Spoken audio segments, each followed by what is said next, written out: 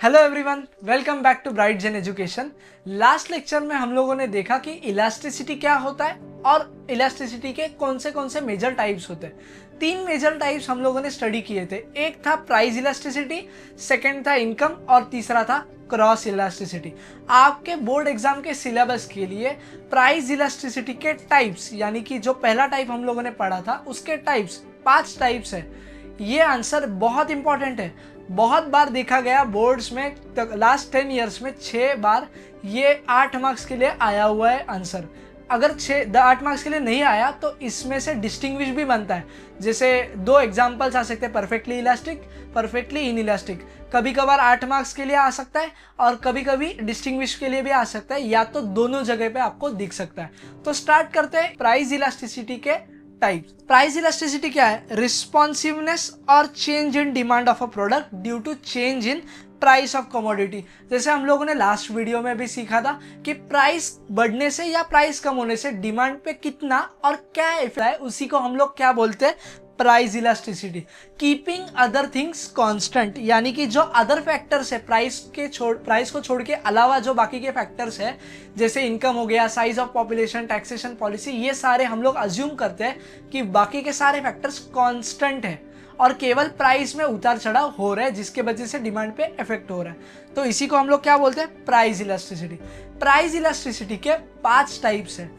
हर एक टाइप को आप अच्छे से समझ लेना, और जिस तरीके से मैंने इस वीडियो में लिखा है उसी तरीके से अगर आपने आंसर में प्रेजेंट कर दिया तो आपको 8 में से 8 मार्क्स मिल जाएंगे। सबसे पहला जो प्राइस इलास्टिसिटी का टाइप है वो है यूनिटरी इलास्टिक। यूनिटरी मतलब इक्वल। यूनिटरी मतलब क्या? इक्वल। ध्यान से समझ जाना, काफी इजी आंसर है। बहुत लोगों को डरावना लगता है और बहुत लोग ओमिट भी कर देते हैं।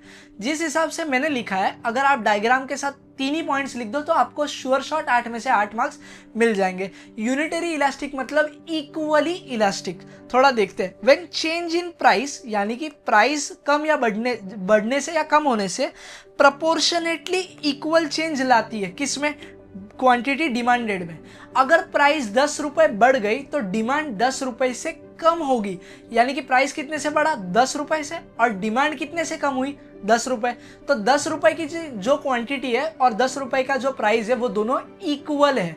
तो ऐसी इलास्टिसिटी को हम लोग क्या बोलते हैं? Unitary elastic. When change in price bring proportionately equal change in quantity demanded.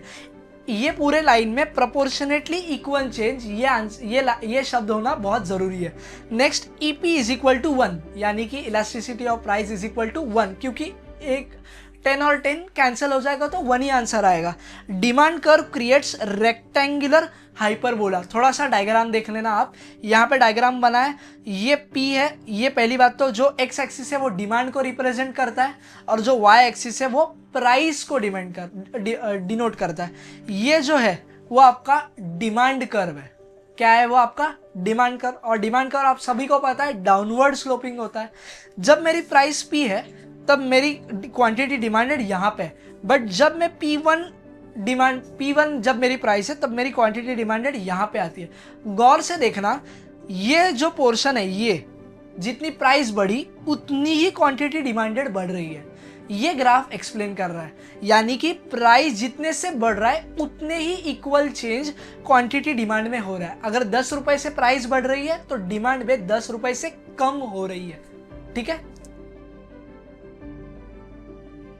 तो हम लोगों ने अभी यूनिटरी इलास्टिक को समझा, यानी कि जब प्राइस चेंज होने से इक्वल प्राइस डिमांड में इफेक्ट होता है, उसी को हम लोग यूनिटरी इलास्टिक बोलते हैं। नेक्स्ट है रिलेटिवली इलास्टिक, यानी कि अगर प्राइस 10 रुपए से कम हो रही है तो मेरी डिमांड 15 रुपए से बढ़ जाएगी, यानी कि इक्वल नहीं है, इक्वल से ज्यादा है। When change in price brings more than proportionate, unitary वाले में था इक्वल टू प्रोपोर्शनेट, यानी कि इक्वल चेंज। यहाँ पे मोर देन प्रोपोर्शनेट। प्राइस मान लो 1 रुपए से कम हुई तो डिमांड मेरी 10 रुपए से बढ़ जाएगी, तो ये इक्वल नहीं है, ज़्यादा इफेक्ट हो रहा है प्राइस पे। When change in price brings more than proportionate change इसको इन क्वांटिटी डिमांडेड। यहाँ पे EP is equal to greater than 1, यानी कि इलास्टिसिटी ऑफ प्राइस 1 से ग्रेटर हो जाएगा। डिमांड कर्व इज फ्लैटर, ये ध्यान रखना, यूनिटरी इलास्टिक में डिमांड कर्व जो होता है वो रेक्टेंगुलर हाइपरबोल क्रिएट करता है, वेराज रिलेटिवली इलास्टिक में डिमांड कर्व जो है फ्लैटर होता है। फ्लैटर यानी कि यहाँ पे है डिमांड कर्व, ठीक है। थोड़ा ऑब्जर्व करना, ये है क्वांटिटी डिमांडेड और ये है प्राइस। जब मेरी प्राइस P है तब मेरी क्वांटिटी यहाँ पे है, ठीक है। और जब मैं P1 जब प्राइस कम होती है तो मेरी जो डिमांड है वो बहुत तेजी से बढ़ जाती है। थोड़ा ऑब्जर्व करना, मेरी प्राइस जो है P1 से लेके P1 तक ही गिरी, बट मेरी डिमांड तो उससे कहीं ज़्यादा बढ़ गई। तो इसी को हम लोग बोलते हैं रिलेटिवली इलास्टिक डिमांड, क्योंकि प्राइस तो कम हुई बट प्राइस जितनी कम हुई उससे कहीं गुना ज़्यादा मेरी डिमांड बढ़ गई। इसी को हम लोग बोलते हैं more than proportionate change. Next type है relatively inelastic demand. Relatively elastic में क्या था, डिमांड का जो रिएक्शन है वो लाउड है, यानी कि ज्यादा फर्क पड़ रहा है प्राइस के कम। मान लो प्राइस 1 रुपए से गिरी तो डिमांड मेरी 10 रुपए से बढ़ रही है। तो यहाँ पे उसके ठीक ऑपोजिट है, when change in price brings less than proportionate change, यानी कि मान लो मेरी 10 रुपए से प्राइस गिर गई पर मेरी जो डिमांड है वो बहुत कम, यानी कि 1 रुपए से ही बढ़ गई। तो इसी को हम लोग बोलेंगे relatively inelastic demand. Demand curve is steeper. Relatively elastic में डिमांड कर्व जो था वो काफी फ्लैट था, वेराज यहाँ पे डिमांड कर्व जो है वो स्टीपर हो गया, ये देख रहे हो steep. EP is equal to less than 1, यानी कि यहाँ पे जो डिमांड का रिएक्शन है वो प्राइस के कंपैरिजन में कम चेंज हो रहा है। यहाँ पे देख लो क्वांटिटी डिमांडेड, एक्स एक्सिस जो है वो क्वांटिटी डिमांड को रिप्रेजेंट कर रहा है और वाई एक्सिस प्राइस को रिप्रेजेंट कर रहा है। ये जो डिमांड कर्व है वो काफी स्टीप है। जब मेरी प्राइस P पे है तब मैं यहाँ यही तक क्वांटिटी डिमांड कर रहा हूँ, बट जब मेरी प्राइस P1 है तब मेरी डिमांड यहाँ पे, देख लेना मेरा प्राइस तो इतना बढ़ा बट मेरी क्वांटिटी खाली इतनी ही चेंज हुई। इसका मतलब प्राइस जितना बढ़ा उसके कंपैरिजन में मेरी डिमांड कुछ थोड़ी ही चेंज हुई। इसी को हम लोग बोलेंगे relatively inelastic demand. Next जो टाइप्स ऑफ प्राइस इलास्टिसिटी में हम लोग कवर करने वाले दैट इज परफेक्टली इलास्टिक।